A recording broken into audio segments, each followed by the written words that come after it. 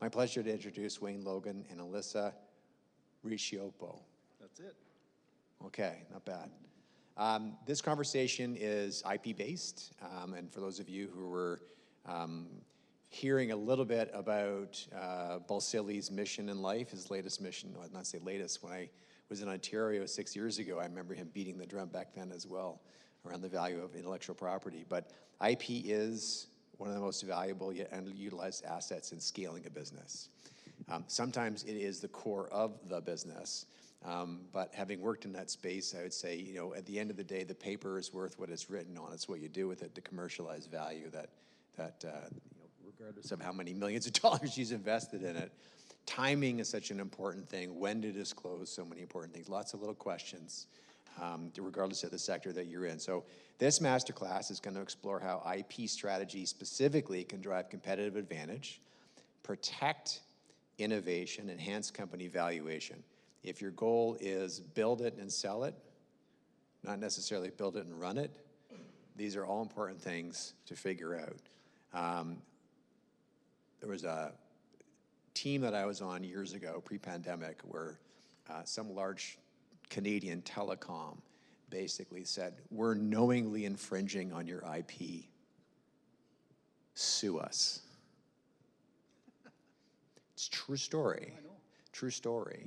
And when I was at GE, that was the same tactic. Instead, we were a bit more evil about it. We said we're going to make sure that the filings happen, or that the claims that are brought against us are going to be seen in multiple jurisdictions at the same time. So then we can buy the company for a song when you go bankrupt, because we can outlast you from a cash flow point of view. So big companies are nasty to deal with sometimes. Sometimes your best defense is not just having good representative counsel, but also having deep pockets or somebody else who's willing to step in. So I think there's lots of fun parts to this conversation we're excited to get into. Some of you in the room may have more questions than others around this, but I'm going to hand it over to you two, and I'll stick around. Thank you. Appreciate the introduction. The joy of end-of-day presentations, but it's being taped, and there'll be a webinar, I'm sure. And people online, hi, nice to meet you. I'm Wayne. This is Alyssa, and just want to say, welcome a client here, Ian, with Carolyn Stern Associates, and I learned something. They do emotional intelligence. Okay, that's pretty important. And he was telling me that he wants to be a bull rider. Now, you tell me what that has to do with emotional intelligence. That's an oxymoron, Ian. Anyway, glad you're here. Thanks for coming. Thanks, everybody else. So we're with Miller Thompson. We're a national law firm. We have a very, very deep intellectual property bench strength group. Patents, trademarks, copyrights, you name it. We happen to work in that. And I happen to be the good fortune, I've been at this for 40 years, so I have the good fortune of being the leader, one of the leaders in the IP group, along with Alyssa here. And I'm really an entertainment lawyer, so we're having auditions for singing just outside the door here. But I do a lot of work in digital assets of all the darn things and a medium. Alyssa? I'm also from Miller Thompson. I'm a little bit earlier in my career than Wayne. I'm an associate at our firm, and I'm part of the technology, intellectual property, and privacy group. So I also do entertainment law. I'm a trademark agent. We do a lot of copyright work. And then I also do marketing and advertising law. So that's a lot of like consumer protection and product regulatory compliance type work as well. So you're going to keep us on top of the slides, right? Yes, I got the slides here. I'll tell you guys about our agenda for today. So I guess I should have worn my glasses. So first thing we're going to talk about is, why does IP even matter to people who have businesses that are in the startup or scale-up position? Then we're going to talk about what is IP, what are the different types of formal IP that you guys can look into, and then we're going to do a bit of a spotlight focus on copyright, trademarks, and trade secrets. You'll notice patents aren't up there. We wanted to focus on these other less talked about parts of IP that are very valuable. And then last, we'll talk about what can be your IP strategy and what's your checklist to start working on these types of things. Okay, why does IP matter? So this is where I have some stats for you guys. This is from our Scale Up Drivers Report article. I don't know if you guys got that. But so these are a little bit of older numbers, but they're what the Canadian Intellectual Property Office has published. So the Canadian Intellectual Property Office, sometimes we'll also call that CIPO throughout the presentation. They have said in 2019 that small and medium-sized enterprises that were aware of intellectual property were 1.6 times more likely to have experienced high growth in the past 3 years, and they defined high growth as 20% or more per year. Then they also said that small and medium-sized enterprises that are aware of IP are 1.7 times more likely to be innovative. And then I said, what does it mean to be innovative? And the report says they considered all types of innovation. So there's marketing, organization, process, product innovation. So understanding IP can potentially give you more growth. It can make you more innovative. One of the big circles that I have on there is about funding. And Wayne thought this was really interesting. So this is more recent. In a 2024 report from CIPO, they said that the average approved amount of debt financing for businesses owning formal IP was 3 times higher than the average amount for companies with no IP. So it's something to think about. The small circle up there is that only 9% of small and medium enterprises hold formal IP. So 73% of them know kind of what IP is. We're aware of all these benefits, funding, growth, innovation, but at only 9% actually hold formal IP. So maybe after the talk today, you guys will think about acquiring some formal IP protections of your own. Over to Wayne to talk about what is IP. Well, it's an intangible asset. Oftentimes you can't touch it. We're going to talk about this a little bit more when we get into copyright, but IP can only be created by an individual. A corporation cannot create intellectual property. You can own it, but they can't create it. It has to be an individual. And I guess we don't need to go into what ownership of IP when it comes to artificial intelligence. That's a whole nother discussion. But I can say that the traditional laws of copyright for what you input into artificial intelligence applies. You still have to do substantial input. So we're going to talk about a general overview of intangible assets, which consists of process methods, manuals, drawings, formulations, software, databases, and marks. Most of those that were listed there relate to copyright. And ideas aren't subject to ownership. They have to be expressed. They have to be captured.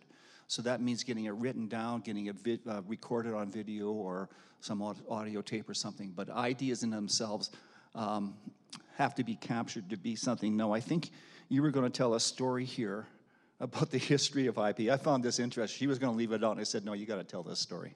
Yeah, I heard this on a podcast a long time ago, and it kind of stuck with me. So I don't know if it's ever something that you guys have turned your mind to, but like, what is the origin of intellectual property? How did this actually start historically?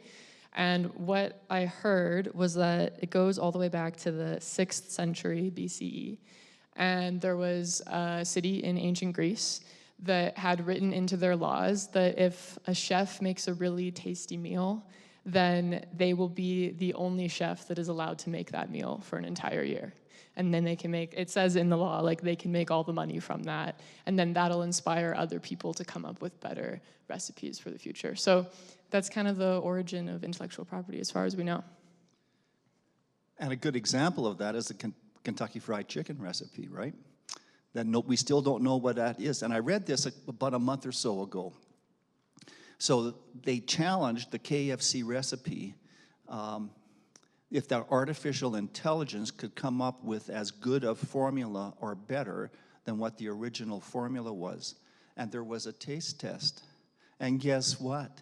The original formula won as by way of vote as being the most popular drink. So formal protections, I mean, there they are, they're listed. They're patents, industrial design, trademarks, copyrights, trade secrets.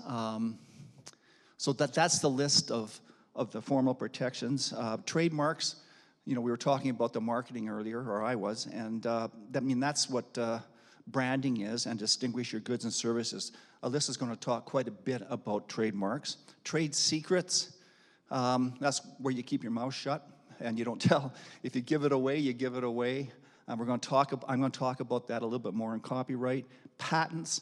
It was interesting, the presentation yesterday by Dr. Charles on that. Patents are something that you really should think through and not pursue, because the technology is changing so quickly. And as a lawyer, as a patent lawyer, I agree with that, because by the time your patent gets through and you spend $80,000, your technology has probably passed you by. Industrial designs, that's the visual aspect of it.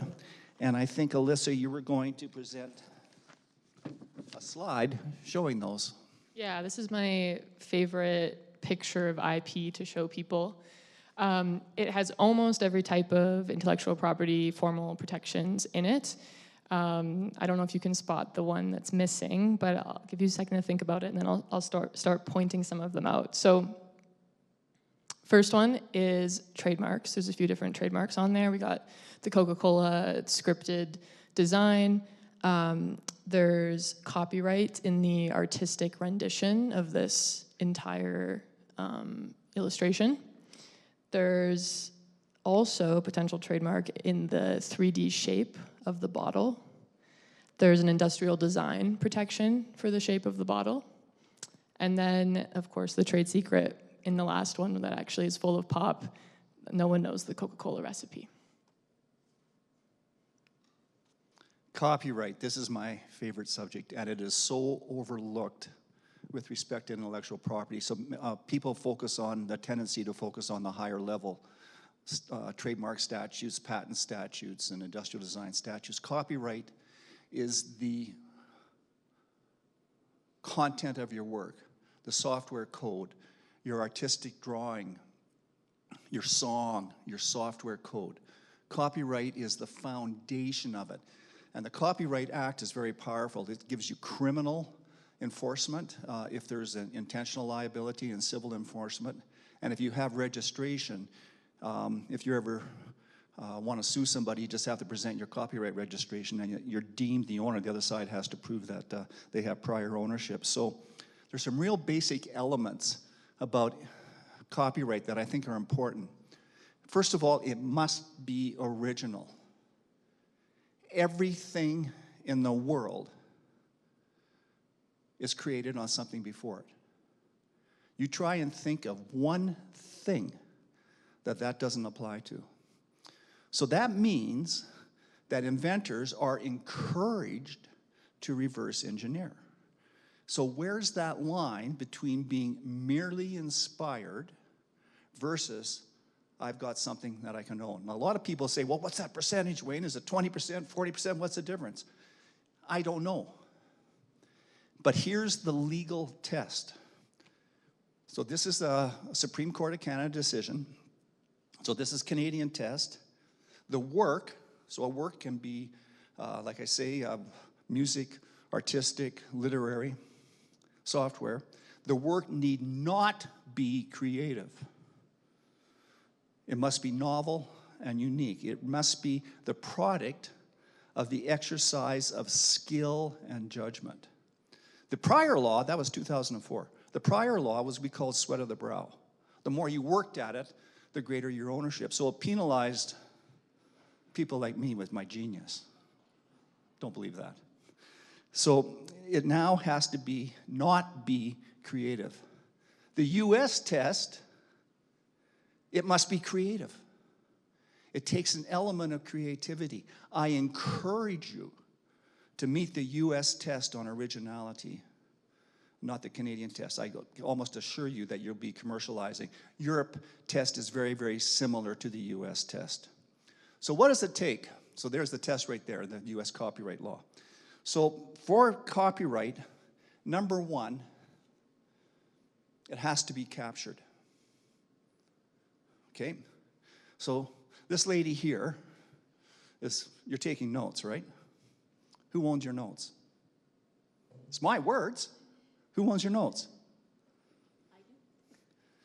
What? They're my words. Yes, of course she owns her notes. Because I didn't put a restriction on it. I could have said confidential. I could have had her sign a non-disclosure agreement. The first person to capture your new original work is the owner. So let's assume that you're walking into a marketing company and you're going to get a new logo designed. And you say to the marketing entity, I would like this, that, and the other thing. And they're drawing and capturing it. Who's the owner? They are. Now let's assume you go into that marketing company and you've got your logo mostly expressed. And of course they're going to refine it. Now they're working on a derivative. You at law are the owner.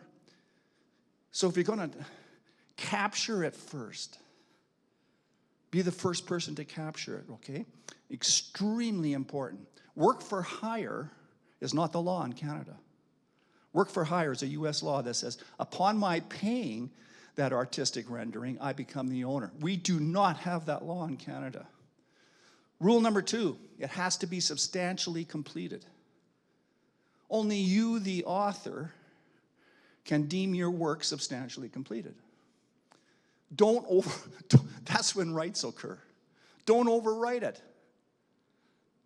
Make that version 2. Because people come into us and they say, Wayne or Alyssa, my work's been infringed.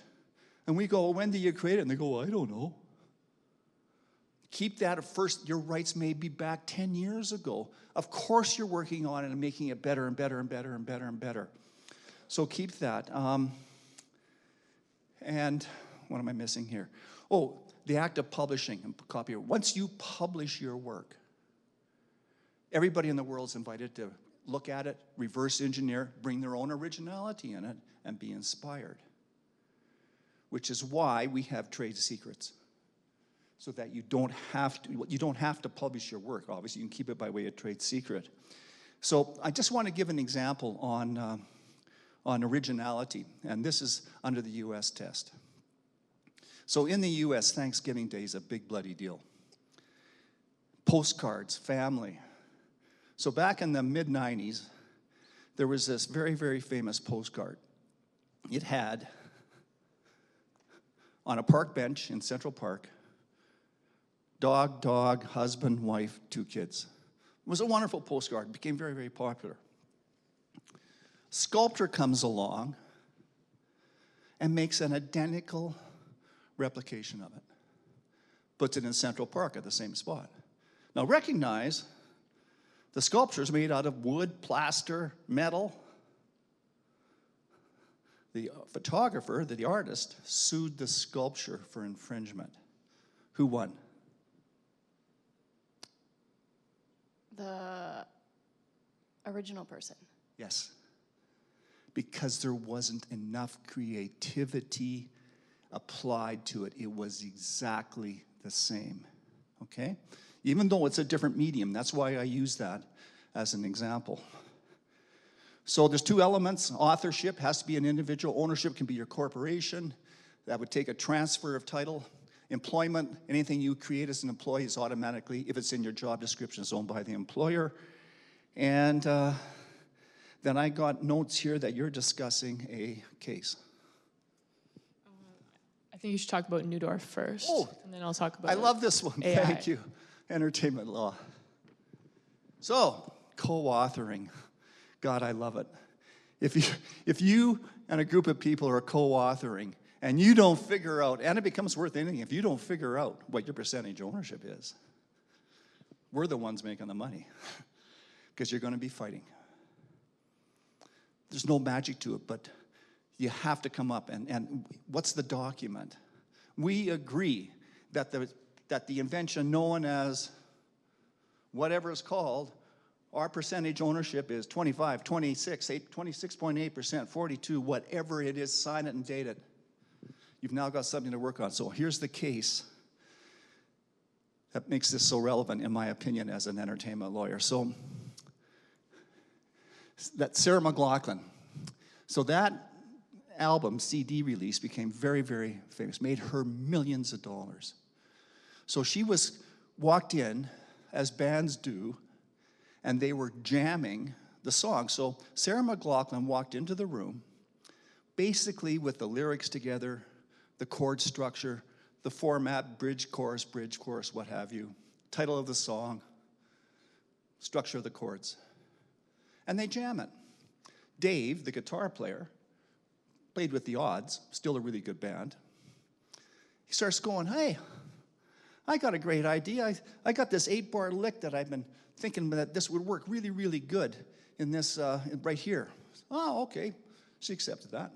Oh, let's change. Dave goes, let's change this chord. Let's make this into a minor chord. Let's adjust these lyrics a little bit, and a few other contributions. The song made a fortune. Sarah McLachlan had registered 100% ownership herself. Dave's pissed. He sues. It goes to the BC Supreme Court. The ruling, 100% ownership, Sarah McLachlan. He gave it away because there was no discussion on the intent of what he was wanting to co-authorship. So I don't know whether you agree with that ruling or not, but what it means is that when you're co-authoring, you have to be able to express, we are going to own this together or we're not. And if we are going to own it together, then away we go. So there we go. Okay. So how loose is that discussion? Sorry, can I? Yeah, good, thank you. How loose is that discussion? Is it like as simple as saying, hey, you know what, we'll figure out the ownership rights later. Let's just jam because we're in a flow. Or do you have to like say, you know what, it's going to be 50-50, whatever I contribute. Like you have to negotiate right there in the heat of the jam? Like how does that work? Well, I think it depends on the situation and your confidence. I would think most often it would be at the end of that jam. But I would have the discussion at the beginning. Look, we are creating a work of joint authorship here. Agreed? Yes. We'll figure out it's very hard to be scientific as to what your percentage is. But we'll agree at the end of this on our software or our, maybe artwork's a bad example, but what our, contribution is, okay? And then capture it and write it down as quick as you can. One more piece I'll add on co-authorship is that unlike the US and the UK, in Canada, we don't have clear guidance in the law about if you are co-authors, what does that mean you can do with the completed work? It's not obvious if you automatically are allowed to exploit that work entirely on your own and make decisions without consulting the other co-authors, or if you need consensus every time you're going to license it. So I also recommend always, whether it's a band situation or a different situation, that all the co-authors should, when you're signing that in the heat of the jam, you should also say what your rights are actually intended to be, because the law won't necessarily swoop in to help you. It might not go the way that you want. Okay, so what's the short end of that? Like, you get unlimited global rights exclusively or not? Yeah, I would just put in like, Wayne owns 50% of this presentation, I own the other 50%. We're each allowed to go present it and license it and get money from it as long as he gives me my 50% of the money. Or alternatively, neither of us is allowed to do anything without permission of the other. There's two types of performances, a public performance and a private performance. A public performance, you're giving away everything you say. A private performance, you can put restrictions on. Like a Rolling Stones, don't take my picture. Okay? Hard to enforce. Okay, AI. So I'm sure some of you recognize at least one of the images on here, perhaps the middle one. Is anyone familiar with the other two? Okay, good. I was going to ask you to abstain from voting. So this is the story of a piece of art that was created by a person and AI together.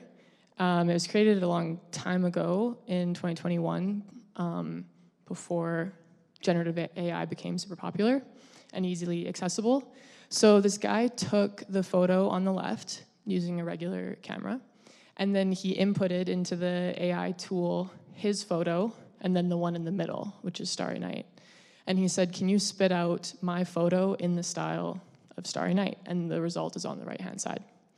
So who thinks that when he applied for copyright registration with SIPO, that he got a registration, and who thinks that it was declined? So hands up for yes, he got the registration. Okay, and then hands up for no, you can't get copyright in that. Okay, I love that the room is split because SIPO was also split. So in 2021, it went through. So I used to give this presentation and say, there's all this discussion about AI and who owns what, but did you know there's actually a co-authored AI work that exists currently in the SIPO database that has a copyright registration? But then in 2024, SIPO went back on their decision, and it's currently being reevaluated, and they're saying that it should not be a valid copyright registration. And the reason for that is probably something that you guys can deduce, which is that under the Copyright Act, all of the phrasing suggests that an author has to be alive. Well, not alive, but an actual individual person that's a human that could be living or dead, and not a machine. And we know that because it makes reference to the copyright term is 70 years past your death. A machine can't die, so how would you determine that if the machine was the author? So moral of the story on this is that if you're creating things using AI, whether that's co-authoring with AI or just putting in inputs and the AI spits something out, there's no copyright in that. So if you create a logo using AI, or you create like marketing copy or anything that is important to your business using AI, you're probably not going to be able to sue anyone if they decide to copy it. So keep that in mind. Interesting related story. Remember the monkey in the camera story? Anybody remember that? There was somebody going through Indonesia, and a monkey stole the camera and then took a bunch of pictures. The photographer got his camera back, and of course those pictures became valuable because the monkey took it. And so the question became, who could own the pictures? The court couldn't figure it out, so they gave it to the photographer just because he owned the camera. So a monkey's not a human being. Yeah. There you go. So I had a note here to talk about moral rights. That was mine, right? So the author, the individual who creates the work, the original work, has something that's called moral rights that attaches to your work. And it protects the integrity. So that means if the author hasn't waived, W-A-I-V-E-D, their moral rights in the work, then even if you're the owner, you can't make changes. So think about your website.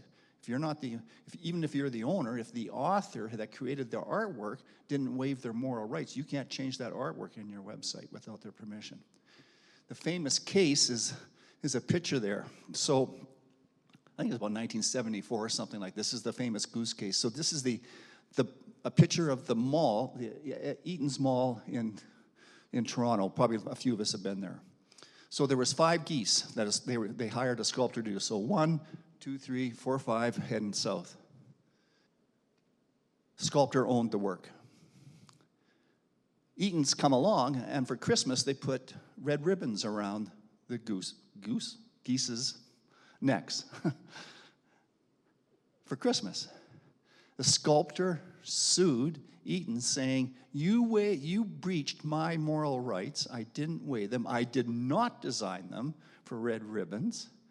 It went all the way to the Supreme Court of Canada, and the sculptor won $250,000 in damages in 1974 dollars for red ribbons. If you're working with somebody else's artwork, you either want to get them. We routinely put in contracts, especially in independent contractor agreements, that the authors who created whatever, software, whatever, waive their moral rights, and that becomes an independent thing each contributor has to waive. Otherwise, you can't change the code. You can't change the artwork. You can't change the music. Alyssa? Yeah, and that's super important. I just want to highlight again what Wayne said. It's not enough to have a copyright assignment. Moral rights cannot be assigned. They can only be waived. So you need 2 lines in the contract, one assigning copyright and another waiving the moral rights of the author. Which may cost you more to negotiate with the author, right? Okay, so now we're getting into trademarks, which is a big chunk of the presentation today. I want to spend a little bit of time on this slide because this is something that I get questions from clients about all the time. What's the difference between a trade name versus a trademark versus corporate name, domain name? What are all these names? So I'm going to start with corporate name. This is when you incorporate your company, whether that's federally or provincially. It could be a numbered company if you buy it off the shelf, or it could be your special distinctive name, LTD, Inc., or whatever added on the end. This is the name that needs to be included in all of your contracts and invoices and legal documents. And then on the other side, if your corporate name is your legal name that your parents gave you, your trade name is the nickname for your business. So especially if you have like a numbered company, you probably have a different name on your signage for your business or in your marketing materials. That's your trade name. You still need to put the corporate name in your contracts. And so that's where you see things like DBA for doing business as, or OA for operating as. It's corporate name, doing business as, trade name. Trade names are registered provincially, so you have to register one wherever you're doing business. So even if you have a federally incorporated company, if you have a trade name that you operate under, you're going to want to provincially register that in each applicable province or territory. Then we have domain name. So domain names are interesting. This, I'm just referring to like the URL that you would not own, but that you would have for your company website. And the reason I don't say own is because really the people who own them are the registrars. And when you're getting a domain name registration, you're sort of just like renting it for a certain period of time. You're getting exclusive rights to use it, but it's not the same as other forms of IP that you could actually like transfer ownership of. But when we're doing intellectual property searches for due diligence as part of like mergers and acquisitions of businesses, domain names is an important asset that we always include. Yes. So, okay, you can't transfer ownership of a domain name. Well, you don't own it, but you transfer your rights in it. So the effect is the same from a practical perspective, but I point it out because people talk about domain names as if they own them and they don't. It's the registrar that owns it. Is that as simple as my company pays a certain domain registrar an amount? If your company wants that domain name, your company now needs to own that account with the registrar. Yes, yeah, you would transfer your rights, and then I think the technical way that it works sometimes is like you would cancel your registration and then they would swoop in and do a new registration at the exact same time kind of thing. The other thing about domain name registrations is that you can choose if you want your information to be publicly available or not. So when people are running those searches, sometimes it comes up and I know who the owner or registrant for a domain name is, and sometimes it just says private. So it's something to think about for your business if you want competitors or other people to know that you have that domain name or not. Last thing about domain names, secure it early and consider securing misspellings or other variations of your brand, because there's cyber squatters out there and they might see that you have one domain name, and if they're a competitor, they might try to get a similar misspelling or a different end. Like if you have .ca, they might get .com and start diverting traffic away from your business. So even if you only like need one website, scoop them all up and redirect them to your one website as a good way to maintain the distinctiveness of your brand. So talking about distinctiveness of brands is a good segue into trademarks, which is what we're gonna spend a bit more time on now. So, could I jump in then, Yeah. just because you're going to really get into trademarks, Yeah. right? So, in a perfect world, your corporate name and your domain name and your trademark would all be the same, right? Do not file your trademark before you get your domain name.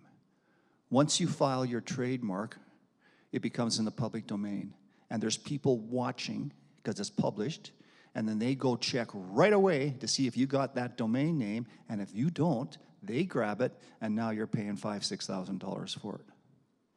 Very important, get your domain name first.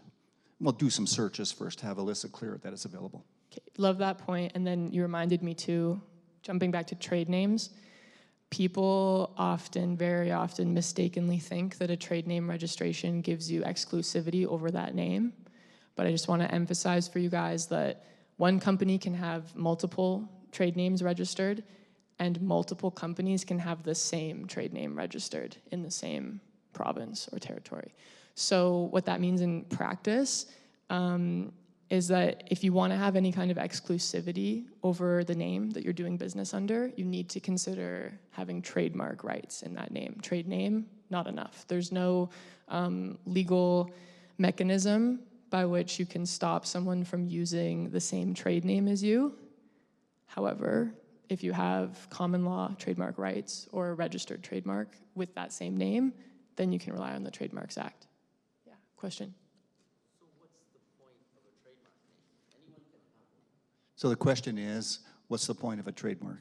Well, that's the point of a trademark, is to get exclusivity, but I'm assuming you're asking what's the point of a trade name. I think that, Cash checks, that's it. yeah. Cash checks, period. So your trade name allows you to cash checks made out to that trade name rather than your corporate name. That's about it.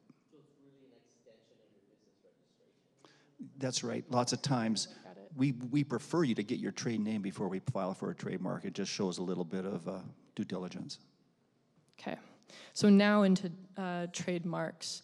Someone described trademarks to me a long time ago in a course as an arrow that points the consumer to the source of a good or product. And that's the way that I always have thought about it since then. So it's an identifier of the source of certain goods.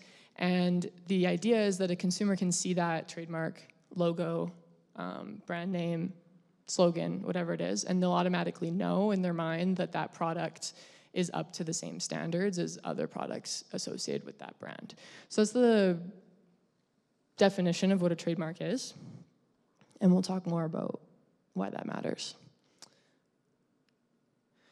This is a diagram that Wayne sort of made reference to before about how a strong brand involves having a registered trademark that matches your domain name, that matches your trade name. This is from the CIPO, Canadian Intellectual Property Office website. So it's a good resource if you want to take a picture. Okay, traditional trademarks. So, back for the picture, sorry. I did say that and then immediately switched it, so that's my bad. Okay. So traditional trademarks are what you normally think of when you think of a trademark. It's what I was saying before, like a logo design or a slogan, or even just the name of a product or a business. I've put two examples up here of other forms of marks that people might be less familiar with. So on the right-hand side, we have Energy Star, which is a certification mark. So this is a specific type of trademark where you file certain criteria at the same time that you're applying for the mark. And the idea is that when you put Energy Star on a product, people know that that means it meets a certain standard for energy efficiency. And so they've filed that standard with CIPO at the time that they obtained the registration. So people think about trademarks, but they don't necessarily think about these different types, and that's one to consider if it's appropriate for your product or service. Do you have anything to say about certification marks, Wayne? Yeah, they're very, very important. Our law degrees are certification marks. A lot of it can be standards. You have to register your standards. I'm getting up and walking here because I love to walk and talk. I was talking with this lady earlier at this table, and they're doing software for colleges. You could have a certification mark that says we've met this standard, and for you, university, to adopt our stuff, you have to hit these same standards. And you may not want to do that, but consider it. Okay, it says you have to say we certify, just like my law degree, we certify that Wayne's a dickhead and this, that, and the other thing, right? Well, whatever. I was polite, I didn't swear. Okay, so other one I have on here is official marks. I just want to highlight that it's a specific type of mark, usually reserved for like government, universities, institutions like that, and they have an extremely broad scope of protection. If you successfully obtain an official mark, you have protection for every single type of goods and service that could be associated with that. So I highlight that for you guys in case you think you could be a candidate for getting an official mark, or if you're considering registering a mark that's arguably confusing with an official mark, maybe think again or talk to a trademark agent before you do that. So what do I mean when I say it's associated with all the different classes of goods and services? I'm just going to take a step back and explain a bit about the trademark application process. So 2 questions we always ask: how long and how much? It used to be a lot longer, but I checked a couple days ago, and it now is taking under a year to get your application reviewed by an examiner. So that's actually pretty good. You could maybe count on getting a registration within like 2 years then, after you apply, I would say. And then cost, we usually say for the application, ballpark budget around like $2,000, $2,500, but it kind of depends on how many goods and services you're registering with and a variety of factors, but that's a good ballpark to keep in mind for your budget. And if I could jump in, everything in the world is classified into 43 categories. They're called NICE 45. 45 now? Young pup. The 45. And so you have to say what NICE classifications. So pharmaceuticals is different from chemicals, is different from automotive, et cetera. That allows trademarks that are identical to coexist. So you got McDonald's hamburgers, food. You got McDonald's hotel, hospitality. You got McDonald's tobacco. Not necessarily a good idea to have duplicate trademarks. Something that's occurred in the world of trademarks.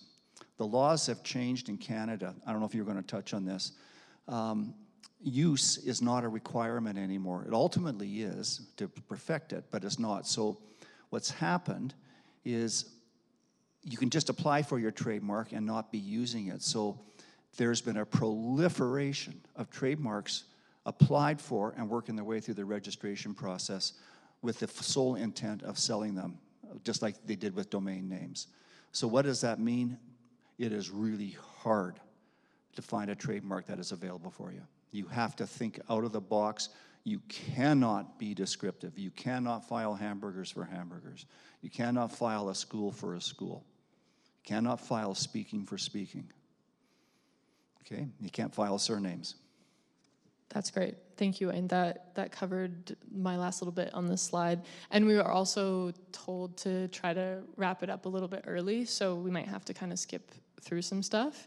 So it deeply pains me to not spend a lot of time on this one, because I think it's one of the most interesting slides that we have.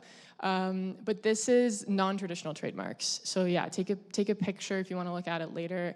But you can consider getting trademark registration for things like shapes, holograms, Birkenstock shoe shape. The bottom left is Wrangler jeans has a registered trademark for having a tab that's stitched into your pocket on the upper left. So the idea is that no other jean company can do that, because if you have that, that means it's Wrangler, and supposedly consumers know that. The only way you can get these types of marks is to file evidence of distinctiveness, because obviously not everybody should be allowed to say that, like, that's TD green on there. So you can't say we're the only company allowed to use green, especially associated with a bank. But if they've filed evidence in the form of an affidavit that shows how they've spent money to acquire distinctiveness, then you're allowed to register. So think about it as a cool option for your company, but only if you have the evidence that's actually needed. So Peter, did you want us?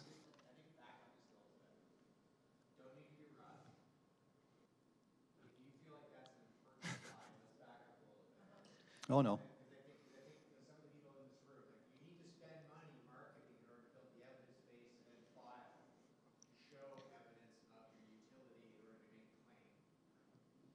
Yes, 100%. Yeah. So the types of evidence that we look to include when we're trying to convince an examiner that you've acquired distinctiveness over time is you need to have it for like 5 years. You need to have it for as much of all of Canada that you can, because if you only have it for certain provinces or a certain geographical area within a province, the registration will be limited to that area. And we show things like how much you spend on ads or what your sales are and where consumers are that have made purchases for those sales.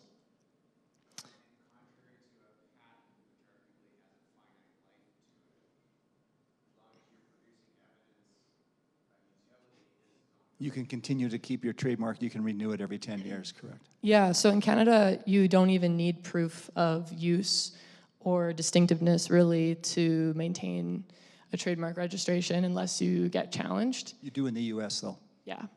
And so I don't know what's going on with the formatting on this slide, but this is our slide where we kind of talk about the importance of protecting and maintaining your trademark. So one thing I listed is searches. I have Belgian Moon and Blue Moon on there. I don't know if anyone else noticed this, but as a trademark lawyer, I was super intrigued that I could get a Blue Moon in the US and only a Belgian Moon in Canada. And then a couple years ago, suddenly it was Blue Moon everywhere, and I was like, what's going on? So apparently what happened was that they never did their searches when the big beer company that purchased Blue Moon from the small US manufacturer that started it, they never checked to see if there was a registration for Blue Moon in Canada for beer, and there was, but it was not owned by them. So they had to change the name to Belgian Moon, and then I'm assuming that they obviously made some kind of deal and acquired that registration since then. But that's why it's super important, especially if you're considering expanding, thinking about the talk that we just had earlier this afternoon. You want to do searches in all the jurisdictions where you're thinking about getting trademark protection, because it is a country-specific type of protection. You can only get it, if you apply in Canada, you only get it in Canada, for example. The other one I have on there is the Jeep ad. So this is an interesting thing. If you want to create something that's totally brand new, no one's ever heard of it before, you need to come up with both your brand name and the generic name. Because if you only come up with the brand name, that'll become the generic name, and you don't want that. So what I mean by that is when Jeep came up with the SUV, sport utility vehicle, they were worried that people would go, once everyone else started making that type of vehicle, then you would have like a Subaru Jeep or a Honda Jeep, because it would be associated with Jeep. So they said, oh, we have to also come up with the actual name that everyone else is allowed to use in order to maintain exclusive right over our name. So they said, we'll come up with SUV, it'll be a Jeep SUV. So to avoid going the way of Velcro or Kleenex or Escalator, which some of those are all trademarks, although some of them have been expunged, you need to think about using your trademark as an adjective and not a noun. So it's a Kleenex tissue, not just pass me that Kleenex. So did they register SUV? No, because that was the generic name. So they wanted other people to use it. They gave it away. Okay. 100%. Yeah. Yeah, we're almost done. Last thing on this slide, which is really important, is to think about whether you want to actually register your trademark or not, because you do have common law rights in a trademark without registration. So just to dig into it a little bit, the difference, if you get registration, is that you have automatic protection, exclusivity across all of Canada. If you're relying on a common law mark, you only have exclusivity in the area where you can show that consumers are aware of you. Also, if you get registration, it's presumed that your trademark is valid. And if someone wants to attack you, they have to prove that it's not. Whereas if you're relying on common law rights, you're sort of starting at a disadvantage, because you have to start by proving that you've acquired that reputation in that area first, and then try to sue the person for passing off. There's a couple other benefits, but typically we recommend, unless you think you're not going to be using that brand in 2 or 3 years, it's usually a good idea to try to secure exclusivity. It's often worth the $2,500 expense to have that formal IP in your portfolio and bump up the value of your business. And how do you create a common law trademark? You put a TM beside it. And you can only use the R if it's Now, registered. you want to make sure it's available so you're not infringing. Mm-hmm. But do some searches. You can do that yourself. You don't need to hire us for elementary searches. And then you put a TM beside it, and now you reserved your rights, so to speak. Last thing on this slide, it's super important if you're licensing use of your trademark, even if it's between related companies. If the person using it is someone other than who's on SIPO database as the registrant, you need to have proper language in your licensing agreement that shows that the registrant has control over use of the mark. Because if you don't, then use by a licensee now becomes uncontrolled use by some random third party, and you've lost distinctiveness in your mark, you've lost control, you're now exposed to an expungement action. So we won't get into the details of what that language looks like, but definitely think about having proper language in your licensing arrangements. People get caught up on that all the time. Trade secrets. Really quick, keep your mouth shut. Document it, don't publish it. When you're filing your copyright, there's checklists, category of work, literary, artistic, what have you, who the author is, who the owner is, and there's another section that says published or not. If you once you publish your work, that's a question of fact, then it's in the public, the ability to reverse engineer it becomes in the public domain. And you're giving away your idea. You could check unpublished, and that would be evidence of a trade secret. That's about it. And the beauty of trade secrets, you protect your invention and your ID by way of contract. NDAs and contract. And they're obvious terms, just to really move fast here. Yeah, so I would encourage that. And then you got security measures. So yeah, last thing I'd say on trade secrets is there's a distinction between confidential information versus an actual bona fide trade secret. So you might have information that you consider confidential that you only share with clients once they've actually hired you or something like that, for example. That's not a trade secret because you're sharing it with them. A trade secret is something that you actually have measures in place to keep a secret and that cannot be just reverse engineered by looking at your product. So that includes, I mean, I don't know if we believe it or not, but that's the stories you hear about KFC and Coca-Cola where it's like one person in this part of the country knows half the recipe and this other person knows the other half because they're trying to make it almost impossible for the entire secret to become public, and that's how you actually establish a true trade secret. So it's not as easy as saying, oh, this is proprietary, this is confidential, NDA, blah, blah, blah. You kind of have to put your money where your mouth is and actually be protecting that secret to get the value from it. Pepsi stole it, I know. So your IP strategy, I think we can wrap it up here.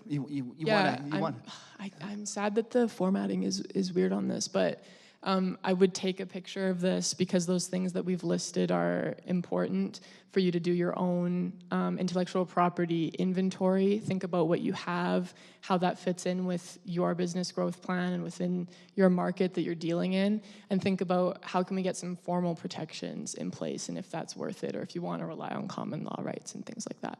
So I can wrap it up? 100%. So you'd want to take our picture. So thank you. So I can't always do this. So what I'm going to encourage you to do, be original. Be creative. Hit the US test. Make sure you can own what you're developing. There's measures in place, there's searches in place. Now I can't always pull that. She's going to have a heart attack here. She can't always pull this off, but I can't always pull this off because I'm original. So I'm going to give you a secret on how to remember me. Who are you going to call? Wayne Logan. You should get a sound trademark for that. Yeah, that's a sound bite. Thank you. I really appreciate your time. Thanks, everyone.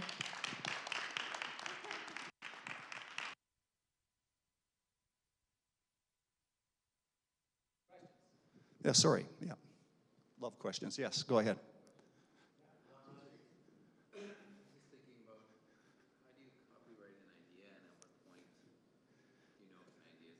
How do you copyright an idea? You have to write it down. And at what point? Where's the line?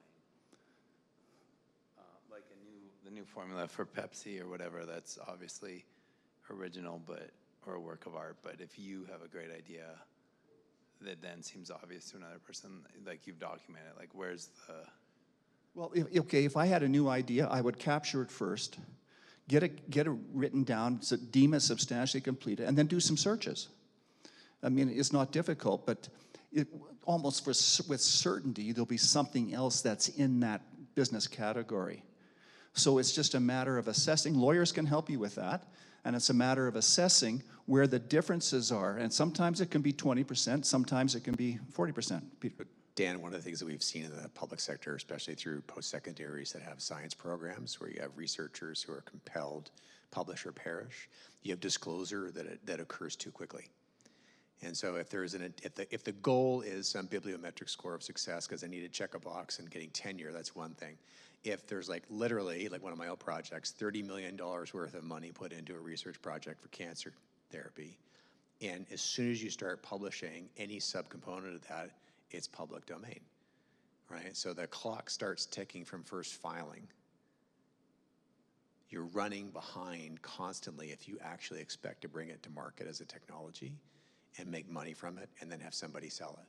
You have to analyze with what you're inventing. If in the category there's room for creative choices, Right.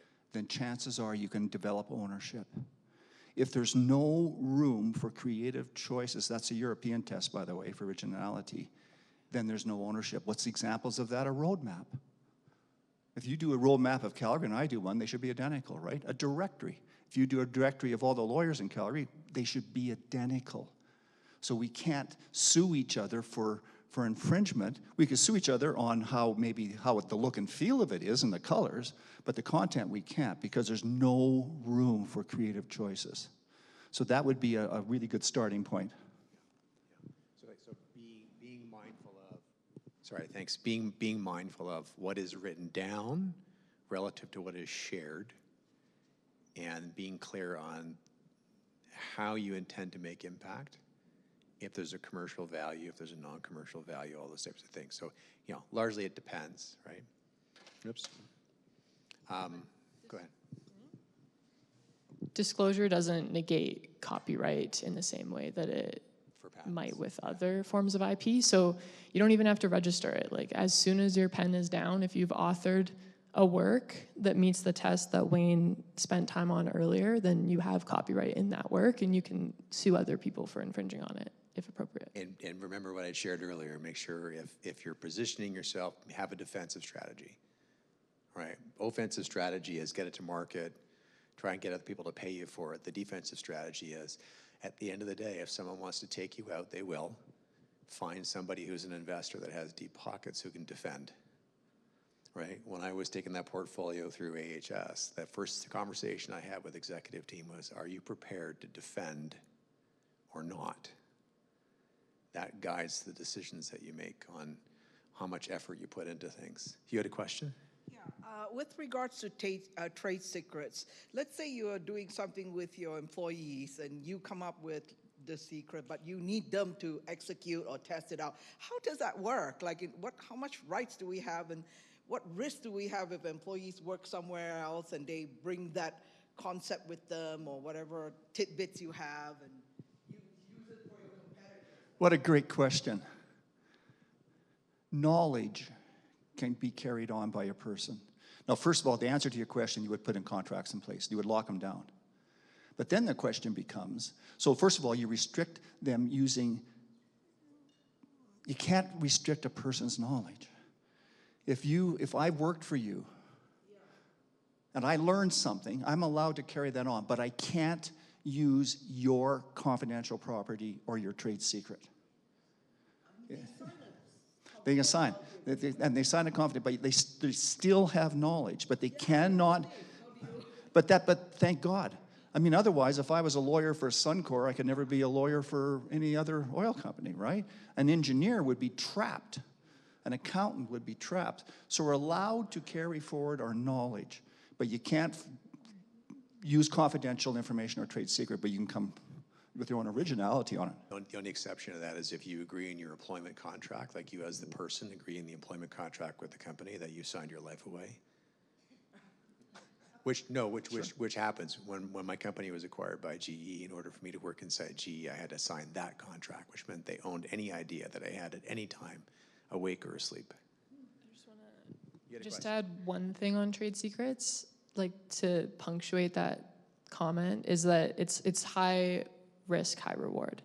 So yeah, like you're putting trust into contractual or physical or technological safeguards that you have in place and hoping that that'll keep people from disclosing or keep it from going public.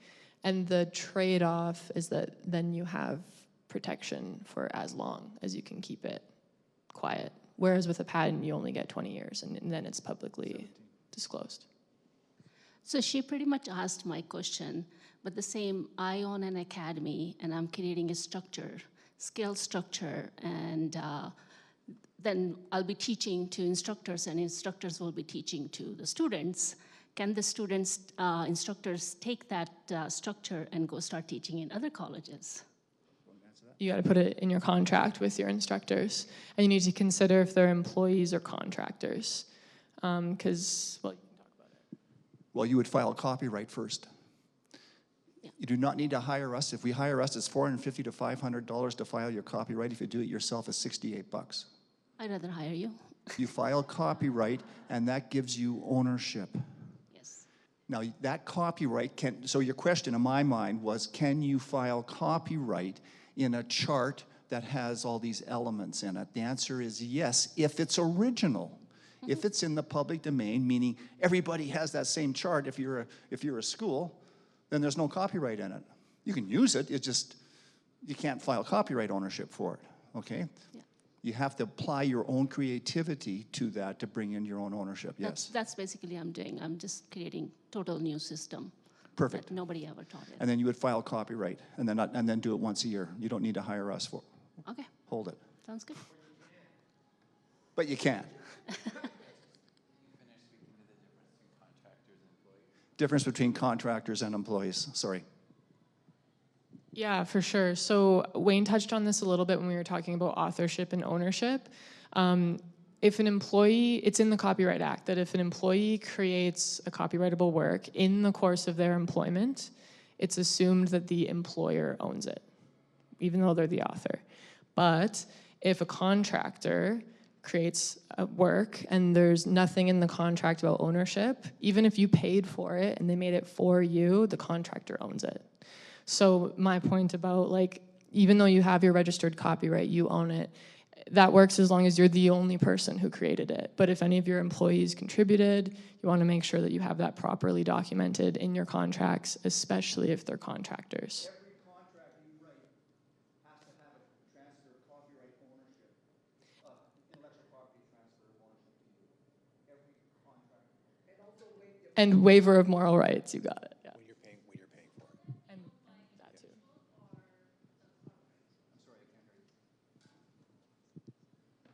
So the system that I create to do a copyright, will that be owned by me or my corporate?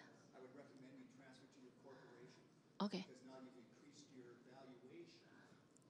Because if now a registered owner of the stuff, so you're now the position yourself for take over yourself. Okay, sounds good. Value in you maintaining ownership by yourself as an individual throughout the process. Round of applause. Who are you going to call? Thanks, everyone.